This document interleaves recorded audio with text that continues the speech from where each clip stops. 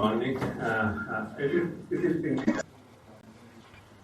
is indeed a pleasure for me to introduce one of my former colleagues and best friend. I can say the long-term friendship we started with the scientific, early days of my friendship, I can say childhood of science. So Nabeel Ghayur, now he's a professor in Kentucky University over there. He has a very long history of education, did his PhD from Karachi University. He is an alumni of Karachi University while he is working closely in Khan University. Then he had the opportunity to move to Canada. He performed his postdoc from Canada and USA. Along with this, he is a postdoc from the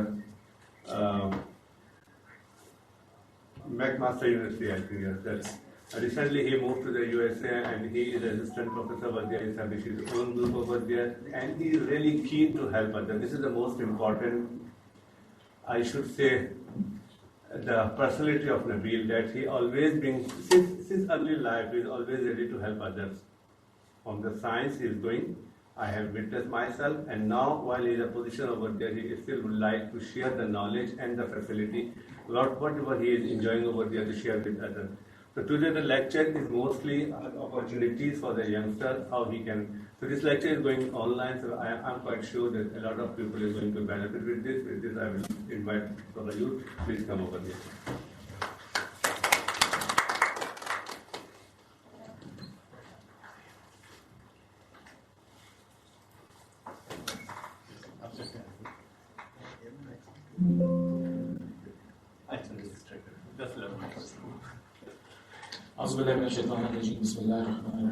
Thank you so much, Dr. Zahid. Assalamu alaikum wa rahmatullah. Everyone who's here, thank you for the very nice introduction. Our friendship, our collaboration goes back at least almost 20 years now.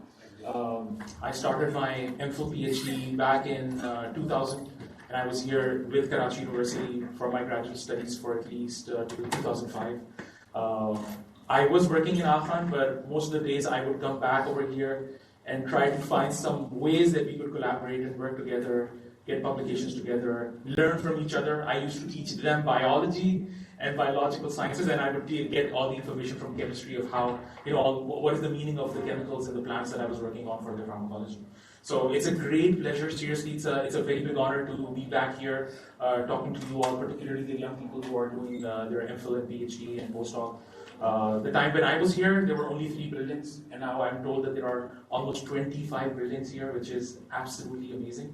I told my kids about the fact that HEJ Research Institute is one of the best chemistry institutes in the world, and they both asked me, in the world? And I said, yes, in the world. So it's a great honor, alhamdulillah, to be here. Okay, so when we were deciding about what I should talk about, I could have talked about my research there, some of the things that I've done, but I wanted to give a different perspective, because obviously you people are already, alhamdulillah, so much in research, you know what is going on, and then you must be getting more speakers talking about research, but I wanted to give a different insight into what kind of other opportunities you have in terms of work and fields. So I thought, maybe that's going to be a better idea to talk about. Now, first disclaimer, I want to say that there is no place like home. Pakistan is still in my heart. It's one of the best places in the world. Even when we are out of Pakistan, our heart aches for Pakistan. We remember Pakistan every time we sit together, we talk in our families, in the gatherings that we have there. So by no means I'm here to convince people to leave Pakistan or think that there are greener pastures, there are better places than Pakistan. This is the best place. I think the biggest goal for any Pakistani should be that we should serve our country in whichever way that we can be. Either we are in Pakistan or we're outside Pakistan. So my purpose here is to just to give an idea of maybe if one of you wants to go outside Pakistan, maybe in US, get trained, come back. If you want to stay in US, that's very good as well. But still keep in mind that our final goal and mission should be that what we can do for our country. In terms of knowledge, wisdom, financially, training people, but that should be our biggest aim. So in no way I'm convincing that, you should leave, but actually to go and get trained and maybe come back, inshallah, over here. So what I'm going to do is I'm going to talk about 2 or 3 different things. The first thing would be asking questions. As scientists, I think the reason why we are scientists is that, alhamdulillah, we've been given the training and opportunity and awareness that when we see a problem, whether it's science related or non-science related, our brains are wired in a way that we ask a question that, what is this? Why is it happening? Is this the norm or is it not the norm? So we should use that. We shouldn't even only use that in our labs, but we should use it outside the lab. So I'm going to talk about that very briefly. Then the major focus of the talk is diversifying. So I'm going to talk about teaching, some of the things that I've learned teaching over there. My main focus is teaching. Research is mostly part-time during winters and summers and a little bit during the year. So I'm going to talk about teaching. I am going to talk about the medical school system in US, which is quite different from the Pakistani or British system. So I'm going to talk about that, which is going to be interesting for most of you. Although I'm going to try to get an idea of whether you know about that or not. And then some very important tips about applying for those teaching faculty positions. I'm not sure, again, how many of you know that there are research-focused faculty positions in US and then teaching-focused faculty positions. So that everybody knows, that is also something that you can think about if you want to do that.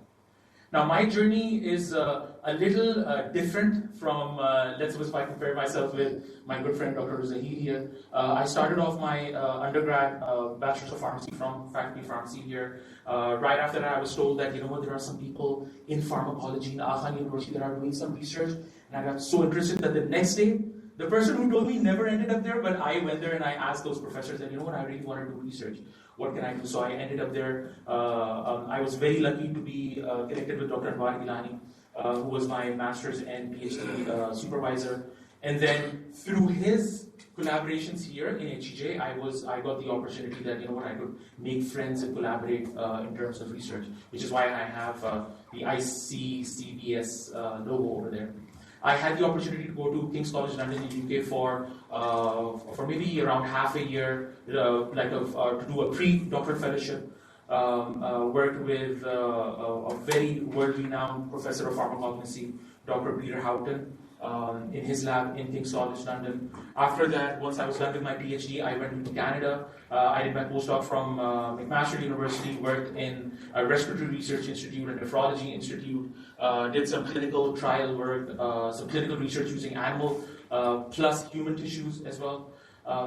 But then, maybe this is a completely different topic, but if any one of you is interested in going to Canada, I can talk about, maybe I can have a separate talk about that, some of the drawbacks and disadvantages of academic people going to Canada, because there are lots of restrictions in Canada. But so when I was done with my postdoc, I wrote my pharmacy board exams. I was a pharmacist by undergrad.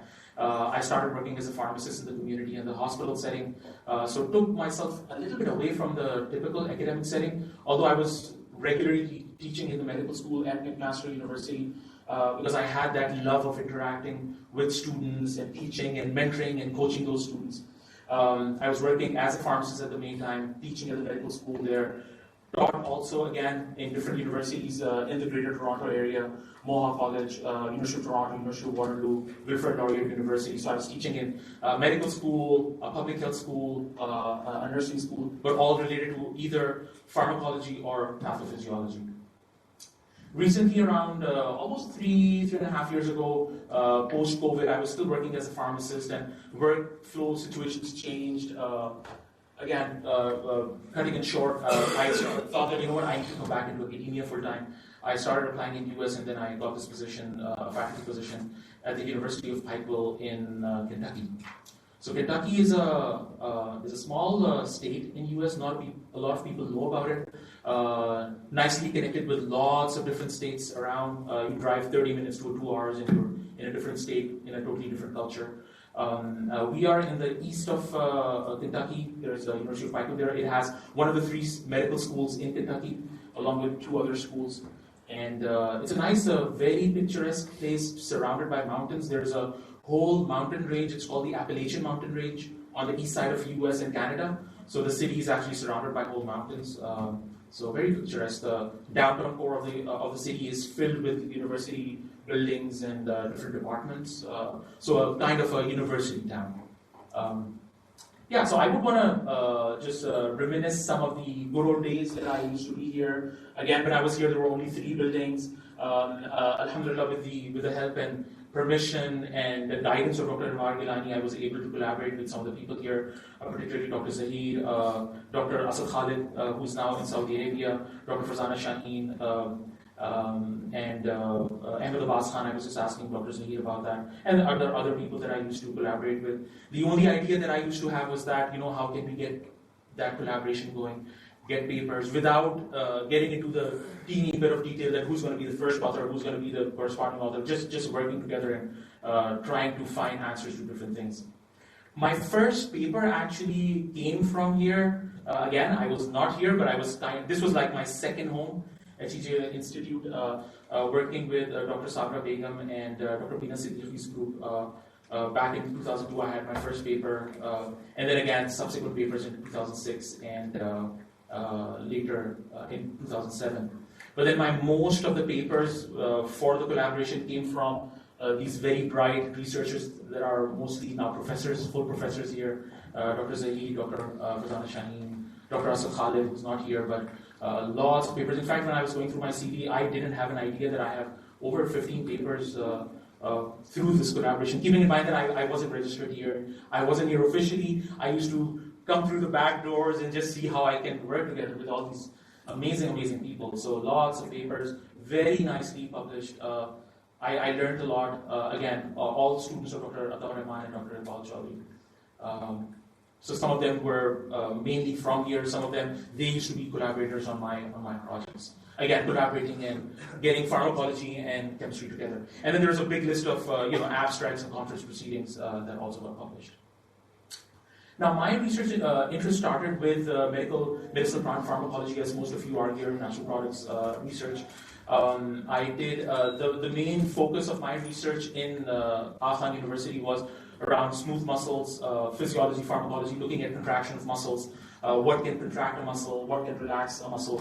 It could be a vessel, a heart tissue, an intestinal tissue, mainly focusing on calcium channels and muscarinic receptors, because we know that some of these channels and receptors are abundantly available in these different organs of the body. There was a little bit of, again, asking those questions again and again, and branching out. We saw that there were these chemicals that I was getting from here, from HEJ Institute, and some of my plant extracts that I was working on, that they had this mixture of activities, muscarinic receptors, calcium channel blockers. And then when we looked into their traditional uses, we saw that some of these plants were used by people who had memory issues. So we started to look into that with Dr. Asad Khalid's work, again from Dr. Iqbal Chaudhry's group. We found that some of these also had acetylcholinesterase inhibitory properties. So if some of you know that there are only probably four medications available globally for Alzheimer's, out of those 3 are acetylcholinesterase inhibitors. So this is like a major class of medications that is used for memory issues. And this is the same kind of idea that I'm still collaborating with Dr. Zahid and Dr. Asad Khalid.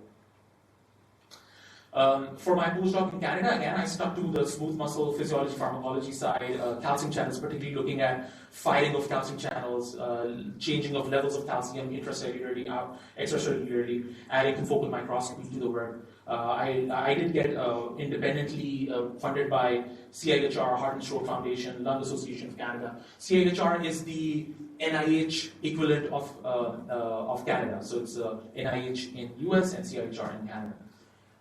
Currently, the work that I'm doing right now is more focused because it's only been 3.5 years getting settled in US. Just last year, we started our lab. It's more focused on the same kind of idea, contraction, attention studies, looking at contraction, relaxation of vessels. So we get bovine tissues and look at what can contract and relax those muscles. Anything that is relaxing it would have a potential clinical use in blood pressure.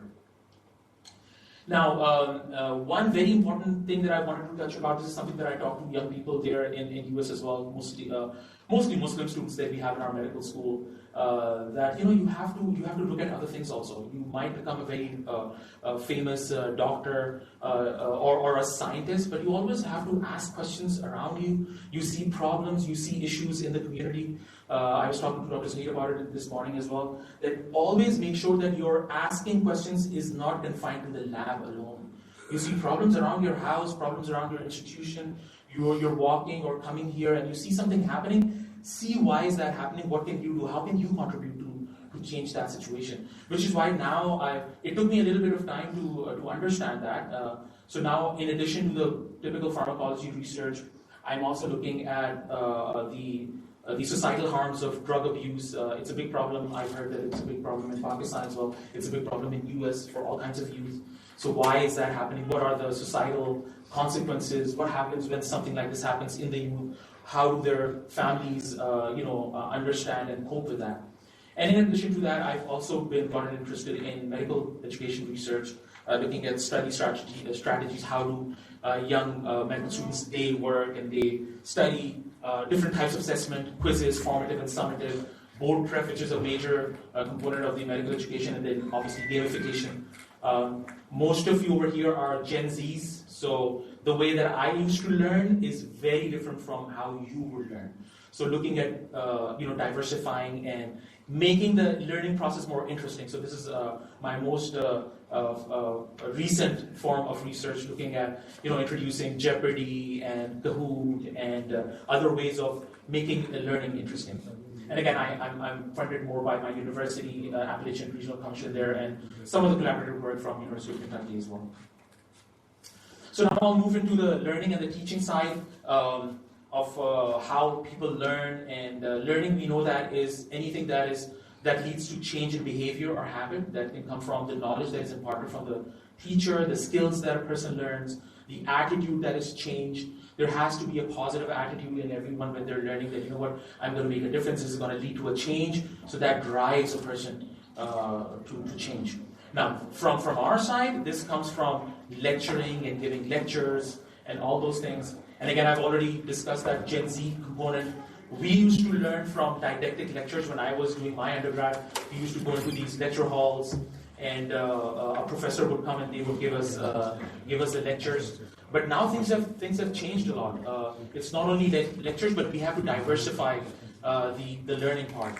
It's not only just a one-sided teacher-focused thing, but then we have to make sure that we're providing these additional resources, electronic resources. We used to have flashcards. Now there are Anki cards, which are electronic cards, question banks, lots of practice questions when a person is going through a professional school, making sure that it's only not the lecture thing, but it's only concept maps and different types of ways that people can memorize and retain information. And then particularly, again, the Gen Z, they're more inclined towards active learning, student-centered learning. They want to be more independent in their learning. They don't want all the information to come from the teacher side, but they want to know how we can actually learn ourselves, because we want to do it ourselves. How can we use social media for our learning? So the learning environment is more social, it's more interactive. It could be smaller groups of 5 or 7 students, 10 students getting together and learning, rather than just the didactic type of learning. Now when I teach, or when anybody teaches, we always ask what I'm going to teach, what is the kind of a student that I'm targeting. Again, Gen Z students, I have to make sure that it's not only me, myself talking, and the students listening, because they might get distracted, they're going to be on their cell phones, they're going to start chatting and stuff like that, so I have to involve the students in the lectures. Coming up with objectives and outcomes, what is the outcome? Back in US, when we have our medical school, we get these blueprints. The college gives us blueprints that you have to make sure that all of this is covered. So we have to match those blueprints with the individual objectives that we have in our lectures. Very important to do that. Now we as experts, we get the knowledge to the students. We have to make sure that what kind of a environment we're providing. Is it large group format? If it's a smaller group format, how interactive is it? How are we going to make it interactive that the students are indulged in their teaching? And then methods, very important to even when I'm giving a lecture, I have to make sure that it's not only just the slides, but I'm going to give some examples of how it's done. And then, in the end, I have to make sure that my way of teaching is taken up interestingly by the students. So there's a constant cycle of feedback and evaluation for myself as well. I am evaluating the students, but I know that I'm going to be evaluated by the students as well. So during teaching, there's going to be assessments for teaching. That if I'm teaching something, I give a simpler quiz and I see whether are they getting what I'm teaching. And then obviously there is a bigger summative form of assessment as well that comes at the final exams, like a monthly exam or a 6-monthly exam. And then the final evaluations of how the students are learning. Now with research, there are some evidence-based ways of teaching. what I need to do in my lectures. There's a term that's called spaced repetition, that when I'm teaching, I just don't give that concept once, but I have to make sure that I repeat it again and again. It can be like a summary at the end. Then it can be a case study at the end of the week, again, going through that same concept that I went through. Then maybe the next month when I'm testing them on the new month's material, I'm going to put in some questions from the last month also, so that they go back to those concepts. So that's called spaced repetition. Repeating the concept after every bit of an interval. Testing effect, giving students practice questions. We teach these lectures, but we never tell them what's the application of those things. So giving them lots of practice questions so that they can see how they can be asked about those concepts. Interleaving, which is overlapping of concepts. So when I teach pharmacology, I don't only teach pharmacology, but we have interactive sessions with people from biochemistry, microbiology, pathology, physiology, and we integrate those things so that the students can see how that is done. And when they're also studying, telling the students to learn by integrating the different concepts. Then giving vignettes or clinical situations so that they can see what is the application of these material. Elaborative interrogation is that whenever a student asks me something in a lecture, I don't just give them the answer, I give them more questions, probing questions, so that they can come up to the answer. They can find the answer themselves. So that they can interrogate by themselves. It gives them more empowerment. It empowers a student.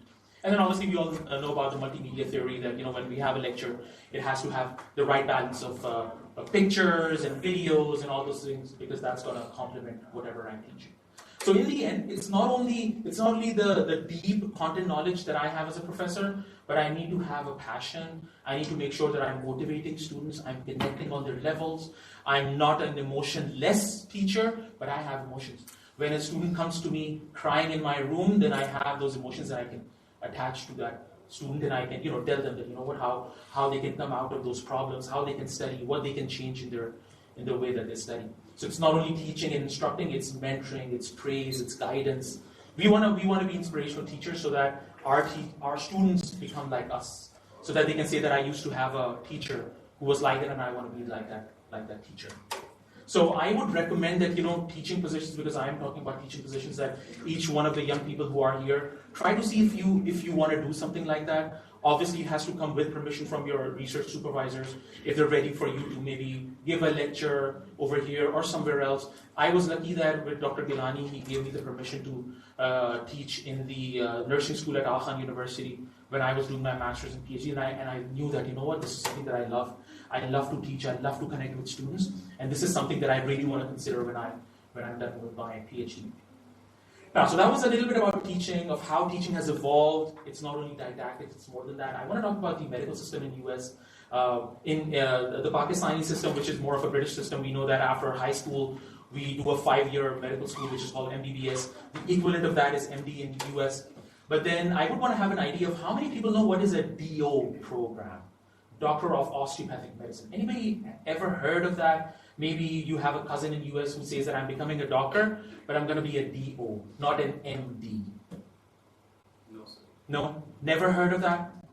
Okay, very good. It means that my work is going to become interesting, because now I will be the first person who's going to tell you that. So in US, there are two streams of becoming a physician. Either you become an MD, which is like an MBBS American version. The only difference is that in US, you have to go for a bachelor's degree first, 4 years, and then you go to a professional school, like a dentistry school, pharmacy school, medical school, law school. So it's always 4 plus 4, so it's 8 years of education like that. But for medical schools, they have two paths. There is an MD path, and then there's a DO path, Doctor of Osteopathic Medicine. In the end, it's all the same residencies. You become the same kind of a specialist, dermatologist, cardiologist, but then your medical degree might be an MD or a DO degree. Now, this is important because I am teaching in a osteopathic medical school. Again, same outcome, but again, people don't know about this. So this started in somewhere in the mid 1800s. There was a physician who thought that the medical side is becoming very one-sided. That a patient comes, you look at the problem, you prescribe, and you just let them go. There is no the physical contact was getting less. The physicians were spending less time looking at a patient holistically. They were just looking at their problems, prescribing, and then just telling them, just get this prescription. So he came up with this idea that, there has to be more of a connection between the mind and the body, prevention, wellness. preventing diseases rather than treating diseases.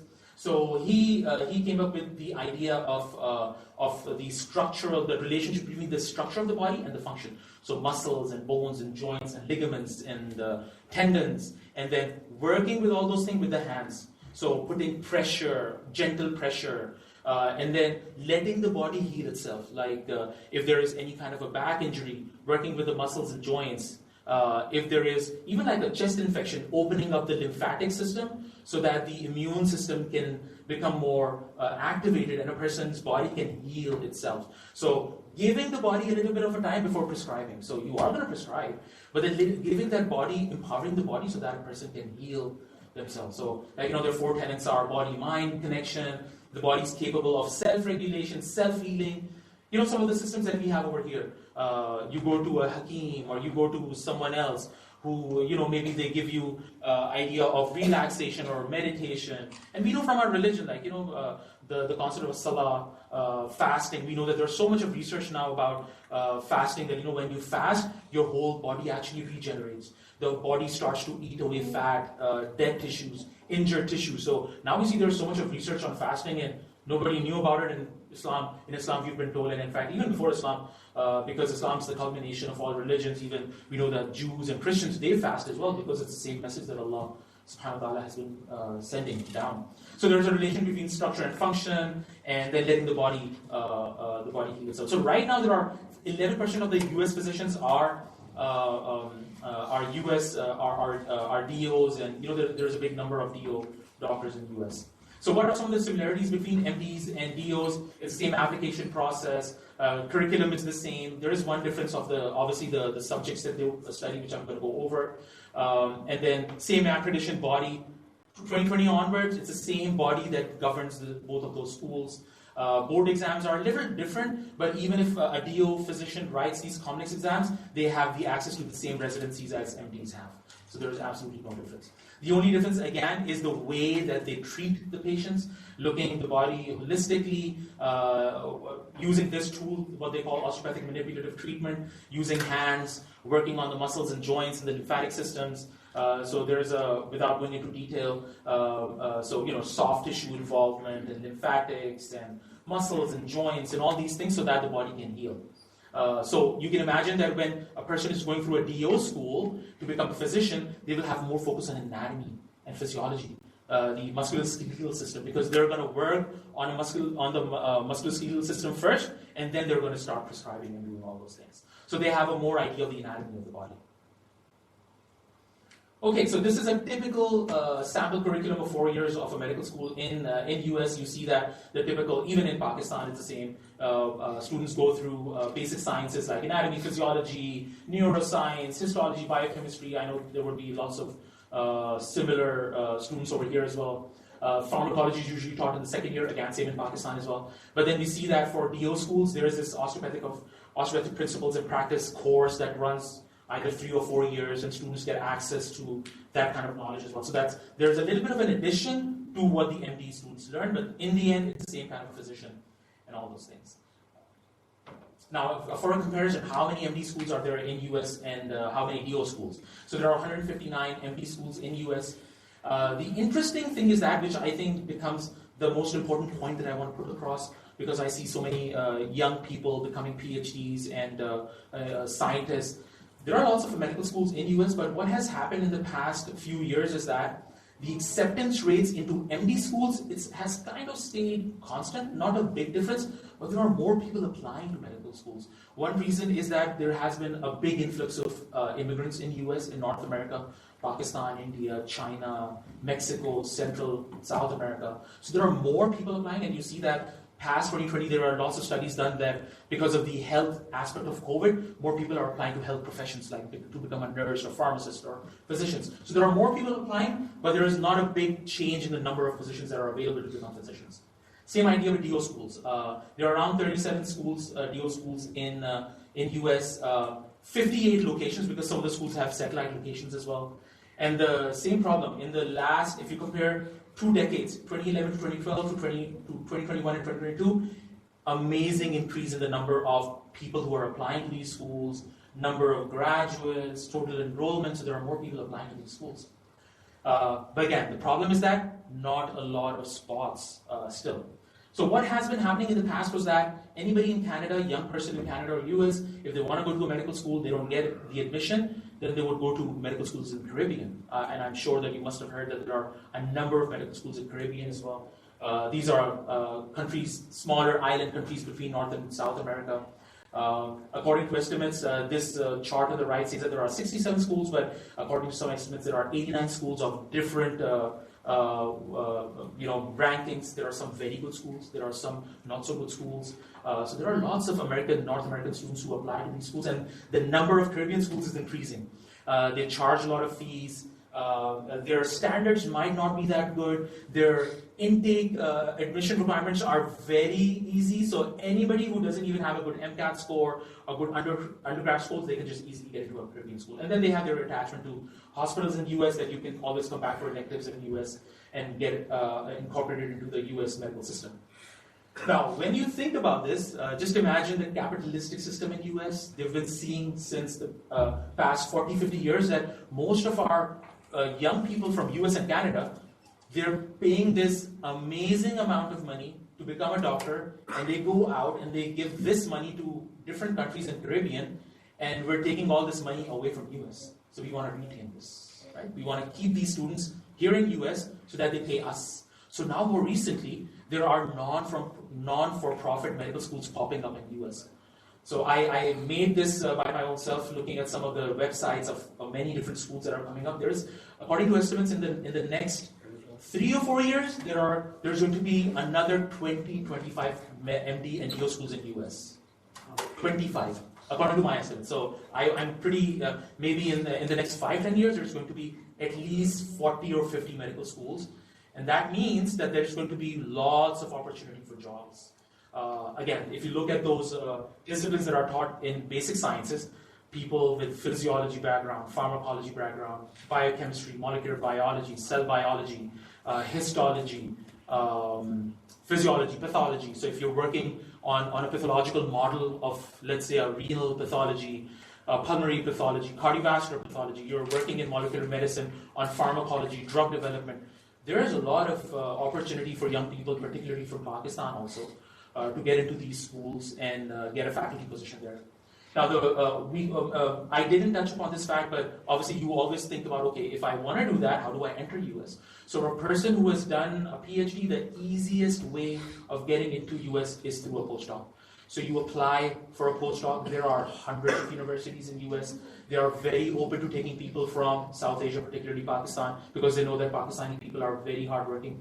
Pakistani physicians they have the second biggest group of physicians, second or third biggest group after China, after India or maybe China, that are physicians in the US. So every university there are Pakistani people. The town that I am in, it's not a very big town. We have multiple Pakistani professors in the university.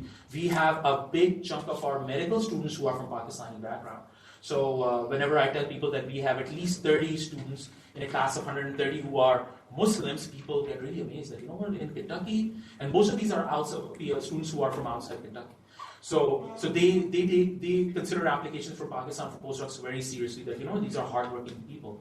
So that's the easiest way of getting into US. Once you are in US on an H1 visa, it's very easy to convert that H1 visa. Let's suppose that you do a postdoc for 1 or 2 years and you're interested in teaching. You've already seen the fact that, I love teaching. I love to connect with students. I want to mentor and coach students, teach them. Then this is something that you should consider. Get into US with a postdoc, do a postdoc for 1 or 2 years, and if you want to get a permanent position, faculty position, this is one way of getting a faculty position as well.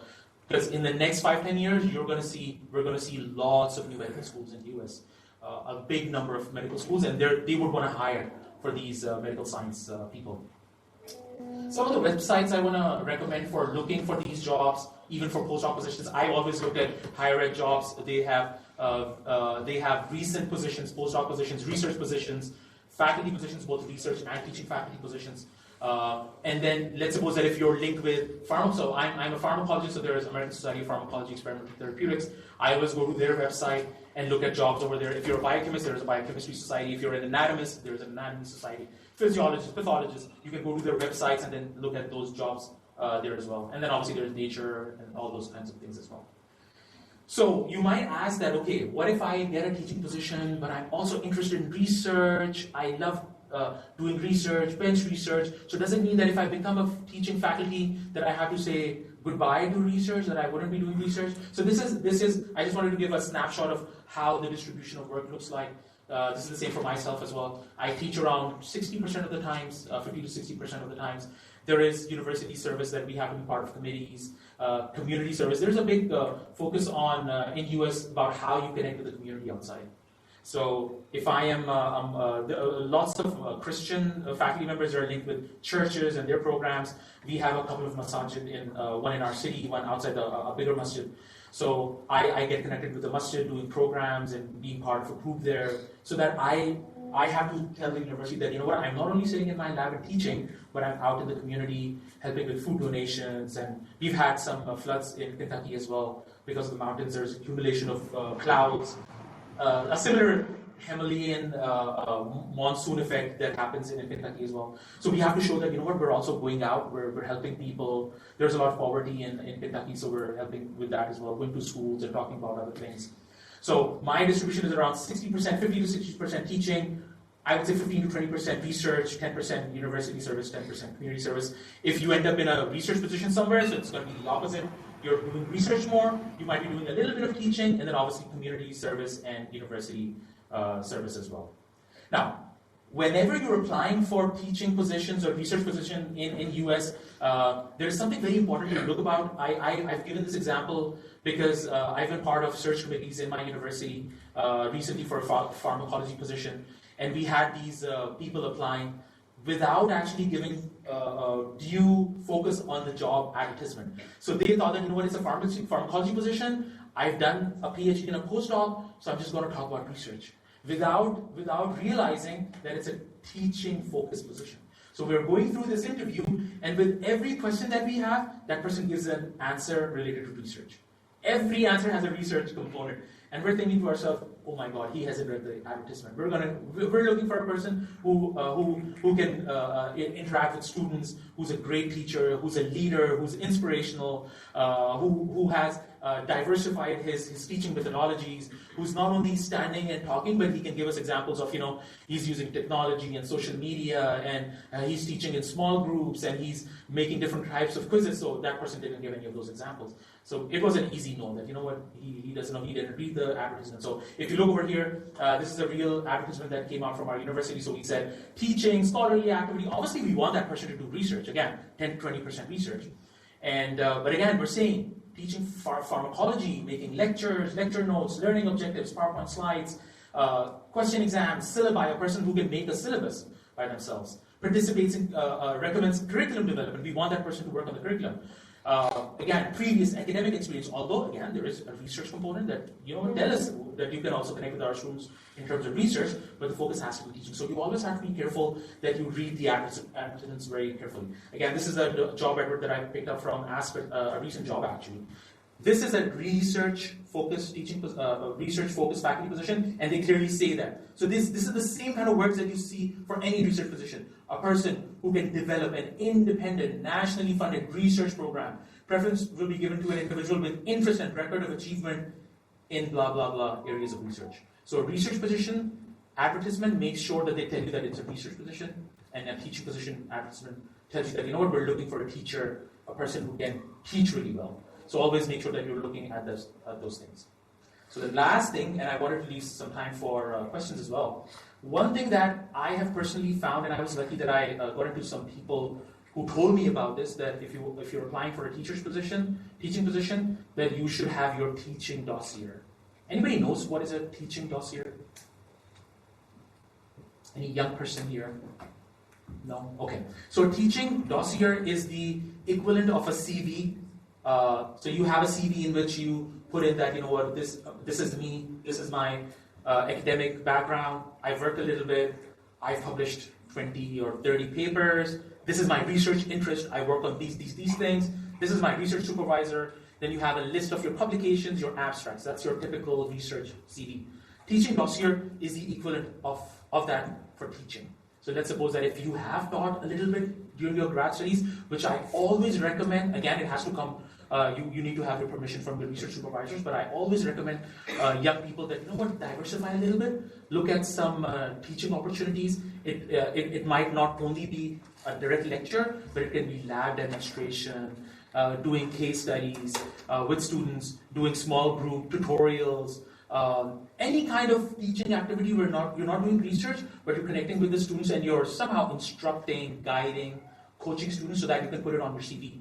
So let's suppose that you go for a postdoc somewhere and you see a teaching position, you can always tell that person during an interview that, I loved teaching, my institute was research focused, but I still found out time and I got that permission and I was teaching as well. I was doing lab sessions, I was giving maybe a few lectures, I was doing case study sessions, I was working as a TA, a teaching assistant, I was marking, I was grading, so that they have an idea that, this person, obviously this is a new person, and everybody's ready to take a new person, but you need to show the organization that you love teaching and you've done teaching in your graduate studies.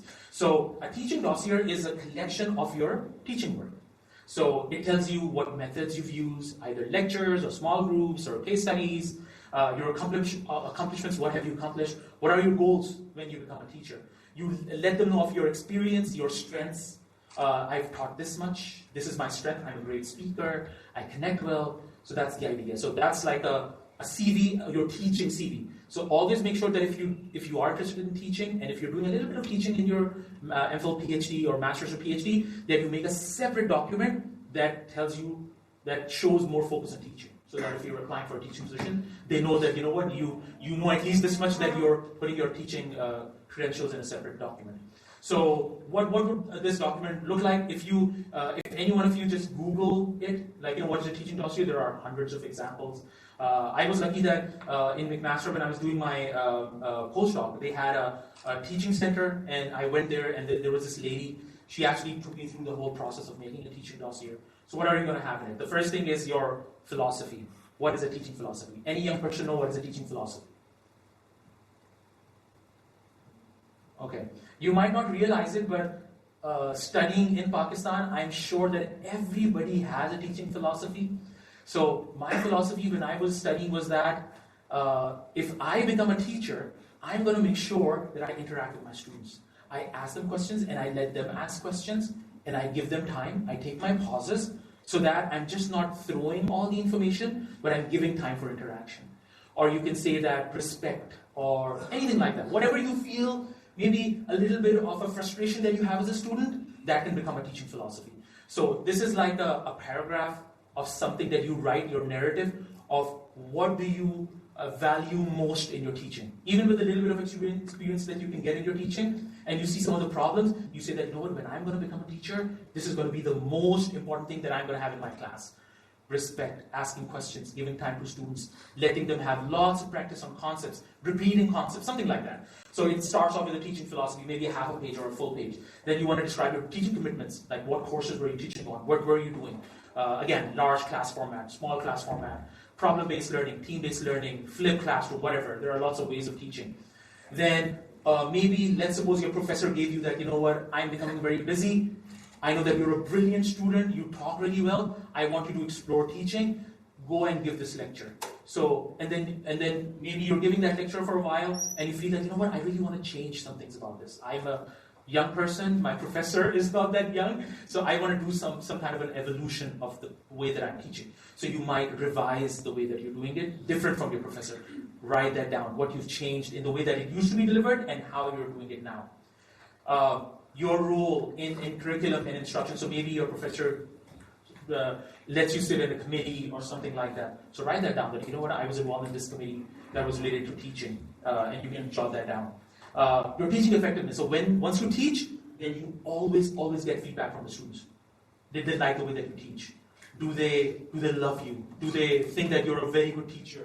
You connect with them, you teach in a very good way. So you want to get all that feedback and then you list that. And then in the end, if you ever get any award or you give presentations about teaching, maybe you're exploring these new things and you go to a teaching conference and you present that. So you want to write that down as well. So this is like a breakup of a teaching dossier, how a teaching dossier looks like. So you can get that together, attach it with your CV, and if you're applying to a teaching position, you can show people that, you know what, I have some background in teaching, and I'm the right person for that teaching job. So I think that's pretty much it. I didn't want to talk for too long, and this is a picture of the mountains that we have in Pikeville. This is the downtown core of the city, surrounded by all mountains. So all the population is in these little valleys all over the place. So pretty picturesque. Thank you so much. Thank you.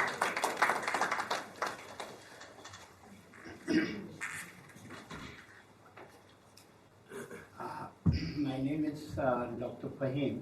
I am from Oman. First of all, I would like to congratulate all of you to have such a learned speaker. And before you ask questions, he is here to answer all your queries and questions. I would like, number one, to begin myself asking him few questions. Number one is that you have escaped in your presentation a word that is pneumic. So pneumonics, can you please explain further so that it may also elaborate? Second is that being a doctor myself, I am in this business of research for the last 10 years, and very fortunately I have got thousands of papers established with good citation, and you can see and Google it out as Dr. Fahim Ahmad Shah, ENT specialist through Oman. So I am really impressed the way you have not only delivered what you call a presentation or lecture, but it was definitely a very interactive sort of thing, and that is, I feel that I was alive once again as a young person like you. Number three is, I will take between you and your audience the question-answer session. My philosophy of teaching, as you said, everybody should have. I wanted to answer it from the strong, but I came here to make it loud and clear that teaching is learning twice. So I have my obligations, submission of my thanks to you, sir. So we are honored that you are here, and we are still more honored in this session of your questions and answers, which I would like to say is that learning starts with questions. You believe me, asking a question is half a knowledge. It should always be appreciated, and I always love to have questions. So I want you and him once again, so that your queries and your this is an opportunity, in fact. You won't have such learned people all the time, all the way. So as young people, you are blessed to have him here. And regarding pharmacology, sir, because that is your subject, I only want to ask one thing, and that is that the era of antibiotic is going. I myself, I'm a scholar of stem cell therapy, which I'm going to give a lecture in due course of time here in this university. So I want to know, sir, that since the antibiotic, antifungal, parasitic, anti-rickets and all those, they are gone now. So time has come for stem therapy, sir. In pharmacology, what do you see? What is the room for it? And number two, I want to know that before we enter into it, right now we are in the process of chemotherapy. So chemotherapy is really relating to not only malignancy, but it has got a big future. As a pharmacology person, what you have to say, sir? So these three questions for you, and then your audience and you, sir. Sure. Thank you so much, Dr. Fahim. Thank you so much for the compliments. Yes, I think teaching starts from questions. You said correctly, and it's very important that we encourage people to ask questions, right? Very important. We know from Quran that Allah also encourages us to ask questions. People who think, very important that we should think. We shouldn't just follow, so that we can be leaders, in fact. Mnemonic is a term that is used for anything that can help with memorizing. Alphabet. Exactly. So a mnemonic, so Usually in pharmacology, there are lots of drugs, they have lots of side effects. So we always try to give a mnemonic to the students. So they remember. Yes, they remember. So it could be a memory aid, it could be, there are lots of terms for it. There's a memory palace that I give them a picture so that they can keep in their mind, and there are lots of things in that picture, and each picture is related to maybe the name of the drug, its side effect, its mechanism of action. So rather than just memorizing without anything, they can just have something in their mind and it becomes easier to memorize. And then lastly, your stem cell topic, absolutely, it's very important. I think the biggest advantage of medical research is that it evolves. So we started with basic chemicals, and now we know that there are multiple classes of medications for most of the medical conditions. Stem cell therapy, stem cell research, it's something that started maybe more than a decade back, but I know that it's evolving. There's more evidence that it's working. Even in you give the reference for antibiotics, it's a big problem in the West as well. Multi-drug resistance organisms, medications do not act. Even if you combine antibiotics, they don't act. There's hardly been a new antibiotic in the past many years. Recently, I was reading a paper that there is some indication that there's going to be a new class of antibiotics, but with resistance levels everywhere globally, it's becoming very difficult, and obviously stem cells are going to be that one new avenue that people can explore, particularly in pharmacology. Very important. Thank you. Thank you so much. Yes, any other questions? Yeah. Thank you so very much for such a very informative as well as interactive lecture. And I got to know many things about this US education system in terms of medical schools and this. So the last slide which you have shown about this dossier, Yes. I'm interested more about knowing this, as you mentioned, the assessment of your teaching effectiveness based on the evidence you provide. So how do you think, how can someone get this?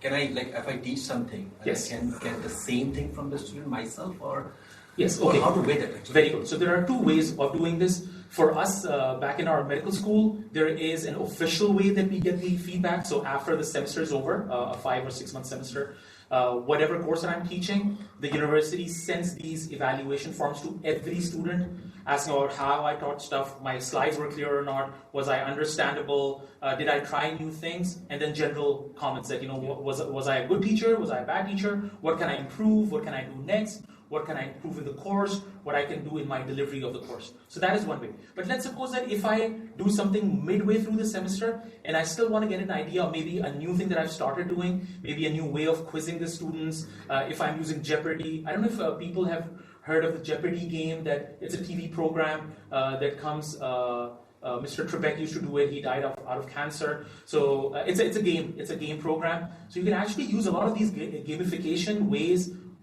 games that you can use in the classroom. So rather than just teaching, so I would teach something and then I would have a Jeopardy session that I would have lots of questions, and then it becomes a fun way of learning. So students come prepared, and then they pick a question, there are marks that are given and deducted, and there's a team that wins at the end.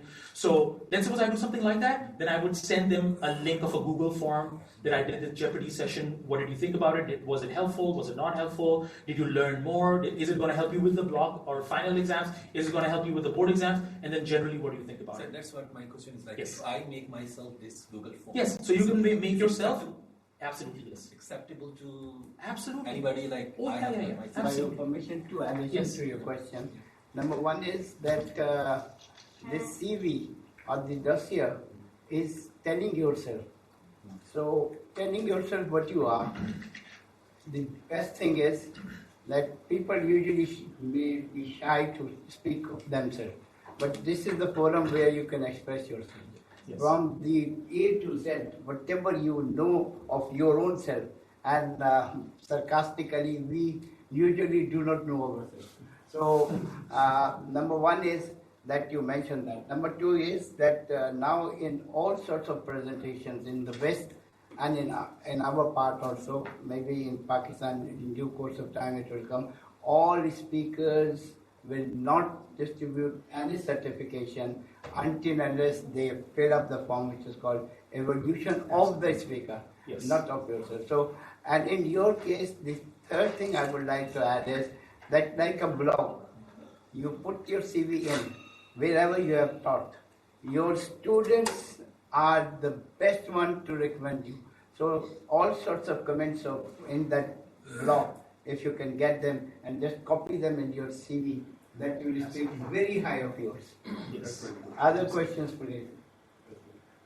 So as you said, sir, after doing how to enter in the USA, after doing the PhD, and if you want to do the postdoc in the USA, you can apply and you can go through there. So the condition here is that for doing the PhD, we take the 5-6 years or 7 years. So it will be from now. It will be very difficult to reach that period. And how can we be able to enter on the basis of the Excel? As I feel pharmacology and experience. Yeah, so exactly for MPhil, I think it's going to be a little difficult because unless you want to go for Assistant teaching faculty. exactly, but see the problem is that it's post COVID, it has become a little difficult getting a job sitting here. Again, that in exception to postdoc. So the thing is that and I think you guys also noticed that because of all the distractions and the younger generations getting into all these different things, in the West, particularly in US and Canada, there is a big lack of young people in those countries who are ready to enter a PhD program, let alone postdoc. So they're always looking for postdocs from countries like Pakistan, India, and China. So this is like an open thing. You do a PhD, you apply for a postdoc, they're going to take you just like that. They're going to give you an H1 visa. H1 visa is transferable. Do a postdoc for 1, 2 years, 3 years, 4 years. Find a faculty position, transfer to that position. And H1 visa is actually a permission for you to apply immigration. Apply for a green card if you want to stay. If you want to come back, you can always come back. So PhD and postdoc is the easiest way of entering US. Easiest way. So all the treatments by the DO is not, I think, possible because there is osteopathic is means that there's only the involvement of the musculoskeletal system. Yeah. If the patient had pain in the stomach or pain in the intestine or in the pancreas, Yes. how it will be treated through the DO? Exactly. Very good. Good question. So there are not everything that can be treated by osteopathic medicine, which is why these physicians are regular physicians. So anything that they can treat with their hands and with their philosophy, the osteopathic medicine philosophy, they do that. If something that cannot be done, then they just work as a regular MD. So which is why once they're done with their medical education, they write the boards, they get into the same residency programs that the MD people get. Yeah. So it's not necessary that they always use OMT or osteopathic manipulative treatment. They will only use it for things that it can be used for. Apart from that, they're surgeons, they're anesthetists, they're dermatologists, they're gynecologists, cardiologists, so they can do whatever they want, like a regular physician. How about this chiropractic? Yes, good question. So chiropractic are professionals that work with the spine only. So they work with the adjustment of the spine. So you would see a person going to a chiropractic if they have back pain, upper back pain, low back pain, and they adjust the spines. With osteopathic doctors, they work with all the systems. So it's not only the spine, but all systems. You might also ask about physiotherapy. Exactly. So physiotherapists, they usually focus on the central nervous system, cardiology, respirology, but again, they only work with that system without holistically looking. And physical methods, yes. So osteopathic is more holistic. They can treat most of the conditions. If they cannot, then obviously they can always, and they always come back to other medications. They can prescribe the same way as doctors. They've gone through the same training as doctors, so which is why it's all equal. And it's equally globally. In fact, I was looking that let's suppose that if you go to US, you become a DO physician, and then you become a cardiologist or endocrinologist, you can actually work in Pakistan also. So Pakistan recognizes the DO doctors of US. Nabeel, how do you correlate with your community services with your job opportunity? I mean, for example, if I'm doing something with the community, which is my personal, not with the job part. Yes. How do you link with your job with the community service? Exactly. Very good question. So let's suppose some of the examples that I gave, again, our own minority community. So we are a minority there, obviously, in the whole of US and particularly where I am also. So I have to show that, I'm doing something for the minority, the visible minority. I'm doing something for diversity. I want those minority people to feel at home. that they're given their preferences. If I need a prayer space, then I'm going to work about that with the university administration so that we're doing something like that. Again, if there is a hunger problem, floods, food donation drives, and then I show that, you know what, I'm doing this for the immediate community of the university in the city. Let's suppose that if we have a big drugs problem in Eastern Kentucky, lots of young people are into drugs. So with my knowledge in pharmacology, I can be a person who can go out in the community and talk about drugs because I know how drugs act, what they can do, and then link it back to my job. And you can inform them in the Oh yeah, absolutely. I have to inform them. And to add on, actually, the thing is that being a scientific person, your whole endeavor has to have an element of humanity. So that aspect is covered by that. That element of humanity is neither to be omitted and it has to be acknowledged. This is your way how to make it. Yes. But you can do it within your working hours. No. Because you mentioned this is 10%. You can, yes, yeah. The things that fall under the mission of the university, you can easily get permission that, you know, this is something related to the mission, and I can take time, 2 hours off, 1 hour off. In the recent floods that we have there, the university actually gave 2 days off for all staff and students to go out in the community and help the people. So, yeah. Rather than I think that if I'm doing something for the community, I should hide it because this is my personal thing. Yes. So some things I don't tell the university. Obviously, I don't tell them everything that I'm doing. But then there are things that I tell them. That is how you exactly. make it out. In our yearly evaluation, I write them down. These were the things that I did in the community, and the university is fine with that. Yes, please. Thank you so much, sir. Very informative lecture. I just want to ask about the DO program. So, is it also available in Canada? Just like a DO doctor is also an internal medicine doctor. Yes. Right? Yeah. And it can deal with every problem that a patient Absolutely. has. Yes. So, does this program also started in Canada as well? So, no, Canada does not have any DO programs. But let's suppose that if you are a DO physician from US, you can go and practice in Canada. Okay. Yeah. I just wanted to ask about my sister that she lived in Canada. So, Yeah. and she had a baby and he was very sick. Yes. So, and he has multiple problems Yes. due to brain injury. That's why Yes. I was asking Yeah. about the DO doctor. There might be some DO physicians working in Canada, but Canada itself does not have any DO school. She also visited a chiropractor. Good. So she is dealing with both of the doctors. Exactly. So that's why I was interested in that. Very good. For Good Canada. question. Thank you. So there is any opportunities for Pakistani nurse in USA? For Pakistani, sorry? Nurse. Nurse? Lot of Oh my God. Yeah. They don't have enough nurses. They always big. After COVID, because the health system got hit so bad, particularly nursing, there is so much of pressure. In fact, I didn't give the numbers, but US, not Canada, but US, again, a lack of physicians as well, which is why all these medical schools are popping up. And people used to go to these Caribbean countries. They need a lot of physicians. They need maybe 10 times more nurses. Big demand of nursing, big demand. You know what, in my city, small city, the university and the hospital, they give people a grant, become a physician, become a nurse for free, and will give you a job guaranteed. You don't even have to pay. Just become a nurse. So much of demand for nursing. And Pakistani nurses, especially. Oh yeah, I think you just go there, write your boards, become a US certified nurse, and you can start working. I think there is an exams system that you write the exams. Okay, with this, I think the time is. Thank you very much once again. Thank you so much, appreciate Dr. the visit. Yeah, It's really. I mean, we normally have the normal scientific lectures, and students are getting. And our students are really so much packed up with a number of lectures and things like that. They hardly find time to see what's going on in the next board. I'm quite sure if they know that such an interesting lecture is going on over there, everybody would love to part in this lecture. Maybe we have to invite you once again and have the board demand. But he is here just for 1 week. I'm really appreciate that within 1 week, if you are coming from that long way and you spare 1 day for this, you can understand his mission or his willingness to participate with others, and particularly for the young. I really appreciate once again. Thank you so much for And his having email me. address is with me. If Yes, someone is absolutely. interested, of course, they can touch it with it. Thank you very much. And on behalf of Dr. Fazana Shahin, Director of iccbs, I Thank you so welcome much. iccbs in our board. Thank you. Thank you so much. I'm really sorry for that. I think there is. Thank you very much.